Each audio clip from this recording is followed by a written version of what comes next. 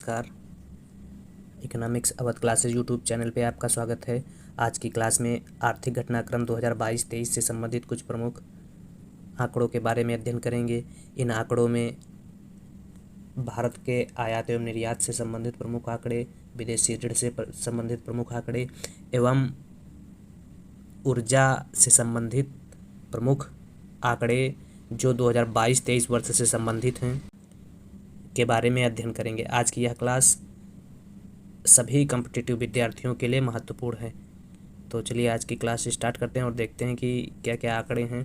पहला क्वेश्चन है, केंद्रीय सांख्यिकी कार्यालय CSO द्वारा उपभोक्ता मूल्य सूचकांक CPI के लिए किस वर्ष को आधार वर्ष निर्धारित किया गया? तो उपभोक्ता मूल्य सूचकांक का जो आधार वर्ष 2012 निर्धारित किया गया, यह मई 2017 में निर्धारित किया गया था। इसी प्रकार से औद्योगिक उत्पादन सूचकांक IIP का आधार वर्ष 2004-05 की जगह क्या निर्धारित किया गया है? तो औद्योगिक उत्पादन सूचकांक का आधार वर्ष भी बदलकर 2011-12 कर दिया गया है। 2011-12 किया गया है। अगला क्वेश्चन, वाणिज्य एवं उद्योग मंत्रालय द्वारा भारतीय थोक मूल्य सूचकांक का आधार वर्ष 2004-05 की जगह संशोधित करते हुए क्या किया गया है? तो थोक मूल्य सूचकांक का आधार वर्ष 2011-12 कर दिया गया है। तो इस प्रकार से तीनों आधार वर्ष याद रखने योग्य हैं। पहला आधार वर्ष क्या है? उपभोक्ता मूल्य सूचकांक, जिसे बदलकर 2012 कर दिया गया है। दूसरा औद्योगिक उत्पादन सूचकांक, जिसे बदलकर 2011-12 किया गया है। और तीसरा जो आधार वर्ष चेंज किया गया है वह है थोक मूल्य सूचकांक। थोक मूल्य सूचकांक का आधार वर्ष बदलकर 2011-12 कर दिया गया है। अगला क्वेश्चन, भारत में प्रथम आर्थिक गणना किस वर्ष की गई? तो भारत में प्रथम आर्थिक गणना जो है 1977 में की गई थी। और भारत की 7वीं आर्थिक गणना किस वर्ष प्रारंभ की गई? तो भारत की 7वीं आर्थिक गणना 29 जुलाई 2019 त्रिपुरा से प्रारंभ की गई थी। वर्तमान में 7वीं आर्थिक जो गणना है उसका कार्य चल रहा है।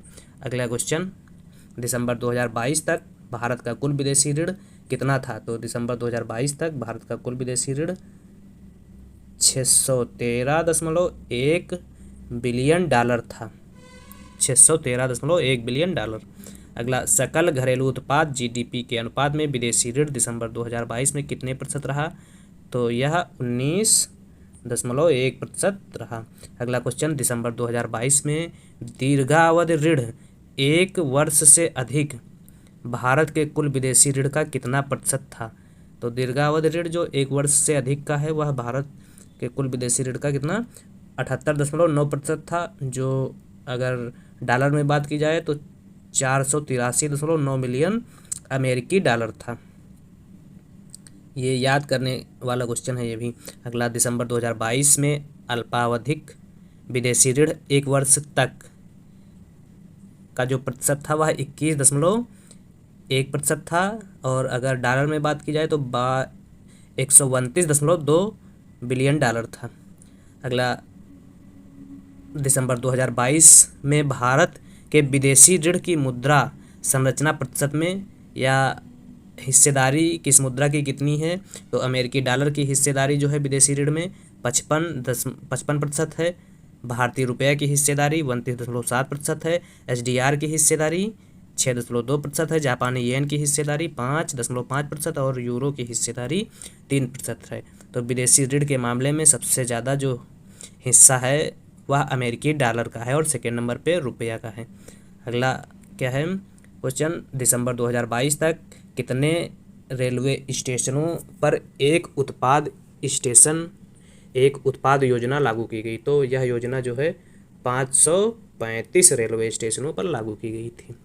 अगला 12 नंबर क्वेश्चन, भारत का समग्र निर्यात वर्ष 2021-22 में कितना था? वस्तु एवं सेवा दोनों का जो है 21-22 में निर्यात 676.53 बिलियन डॉलर था, जिसमें वस्तु एवं सेवा दोनों का सिर्फ निर्यात शामिल है। भारत का समग्र आयात वर्ष 2021-22 में कितना था? समग्र आयात में भी वस्तु एवं सेवा का आयात शामिल है जो 760.06 मिलियन डॉलर था। तो इस प्रकार से 2021-22 में वस्तु का आयात ज़्यादा था और निर्यात कम था। तो आयात ज़्यादा होने से और निर्यात कम होने से व्यापार संतुलन में असंतुलन उत्पन्न होता है या घाटा उत्पन्न होता है। तो 2021-22 में घाटा जो था वह 83.53 बिलियन अमेरिकी डॉलर का था। अगला क्वेश्चन क्या है, वर्ष 2021-22 में वस्तु निर्यात एवं आयात कितने बिलियन डॉलर था। तो 21-22 में वस्तु निर्यात एवं आयात जो है, निर्यात कितना था 422 बिलियन डॉलर था और आयात 613 बिलियन डॉलर था। तो इस प्रकार से आयात ज़्यादा था, निर्यात कम था, इसलिए वस्तु के आयात एवं निर्यात से भी घाटा उत्पन्न हुआ और यह घाटा 191.05 बिलियन अमेरिकी डॉलर था।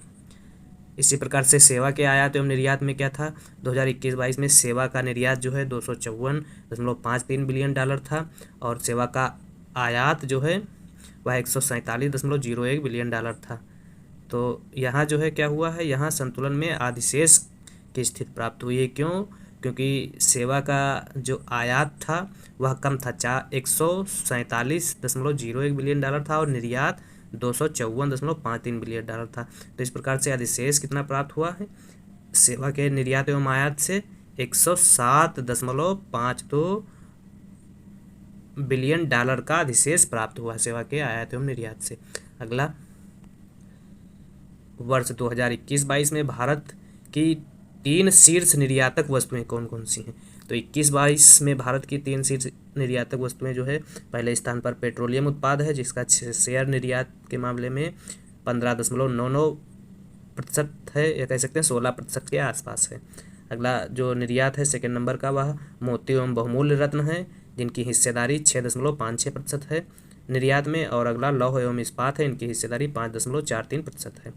अगला 18 नंबर क्वेश्चन, वर्ष 2021-22 में भारत की 3 शीर्ष आयातक वस्तुएं हैं।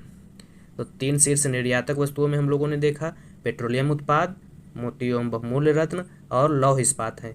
इसी प्रकार से आयातक वस्तुओं में पेट्रोलियम क्रूड ऑयल, सोना और पेट्रोलियम उत्पाद, यह 3 वस्तुएं हैं आयात में। इसी प्रकार से वर्ष 2021-22 में भारत के 4 शीर्ष निर्यातक देश कौन से हैं। पहले स्थान पर निर्यातक देश यूएसए, संयुक्त अरब अमीरात, चीन और बांग्लादेश। 4 शीर्ष निर्यातक देश यूएसए, संयुक्त अरब अमीरात, चीन एवं बांग्लादेश है। यूएसए, संयुक्त अरब अमीरात, चीन एवं बांग्लादेश है। इसी प्रकार से 4 आयातक देशों में चीन, संयुक्त अरब अमीरात, यूएसए एवं सऊदी अरब को शामिल किया गया है या शामिल हैं।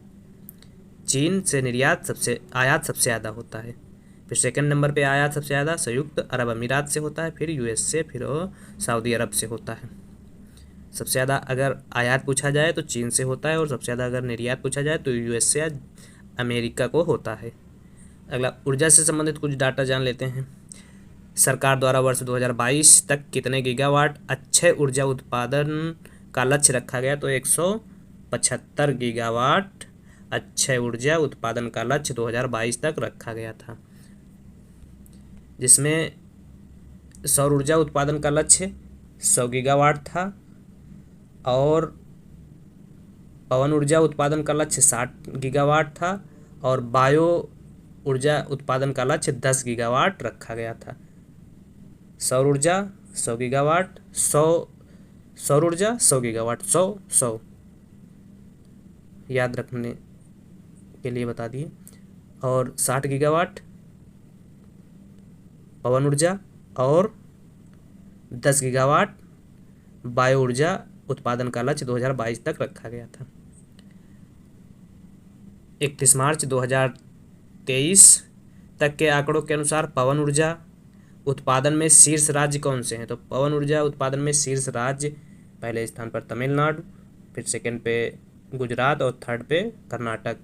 तो सबसे ज़्यादा पवन ऊर्जा उत्पादित करने में अग्रणी राज्य जो है वह तमिलनाडु है। अंतर्राष्ट्रीय सौर संगठन की शुरुआत किस वर्ष की गई। तो अंतर्राष्ट्रीय सौर संगठन की शुरुआत वर्ष 2015 में पेरिस समझौते के तहत हुई थी। अंतर्राष्ट्रीय सौर संगठन का मुख्यालय कहाँ है। तो अंतर्राष्ट्रीय सौर संगठन का मुख्यालय गुरुग्राम, हरियाणा, भारत में है, जिसका उद्घाटन 25 जनवरी 2016 को किया गया था।